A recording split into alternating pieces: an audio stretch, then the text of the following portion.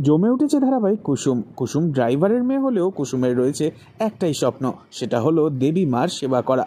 কিন্তু সেটা কি করে সম্ভব হবে? ইতিমধ্যেই দেবলীনাকে ভীষণই পছন্দ করতে শুরু করেছে ইন্দ্রাণী। দেবলীনাকে সে চায় তার পুত্রবধূ করতে। তবে আমাদের কুসুমও কিন্তু পিছিয়ে নেই।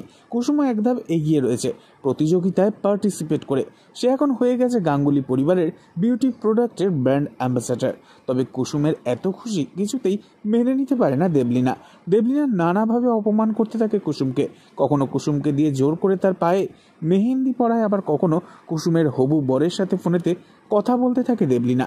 তবে এবার দেখা যাবে কুসুম তার হবু স্বামীর কথা অমান্য করে আয়ুষ্মানের মান রাখতে বিউটি প্রোডাক্টের ফটোশ্যুট করতে চলে আসে আয়ুষ্মানের কাছে। তবে এবার আগামী দিনে দেবলীনার জন্যই চরম ভুল বোঝাবুঝি তৈরি হবে পাড়ায়। শেষমেশ নিজের এবং মায়ের আত্মসম্মান বজায় রাখতে পাড়ার মানুষজনদের চাপে পড়ে বিয়ে করতে বাধ্য হবে আয়ুষ্মান কুসুমকে। তবে কুসুম এবং আয়ুষ্মানের এই বিয়ে আর 5টা সাধারণ বিয়ের মতো হবে না ঠিকই, কিন্তু এবার আগামী দিনে আয়ুষ্মানের এই সিদ্ধান্ত কিছুতেই তার মা মেনে নিতে পারবে না ইন্দ্রাণী। তবে কুসুমের মনে রয়েছে অদম্য জেদ। কুসুম এবার আগামী দিনে সে খুব তাড়াতাড়ি ইন্দ্রাণীর মান ভাঙাবে আর নিজের বুদ্ধিতে ইন্দ্রাণীর সেবাও করবে।